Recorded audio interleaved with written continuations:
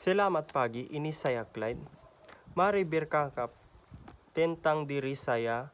Sekarang saya seorang anak petanik dan saya seorang yang rajin dan kakak.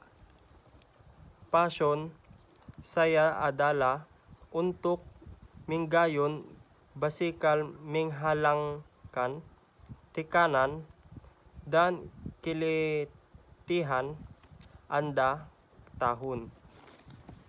Ito kinudian stress. Apabila Anda naik basikal semua itu hilang kirana ia menyeronakan. Saya belajar di Asbury College. Saya pelajar tahun 4.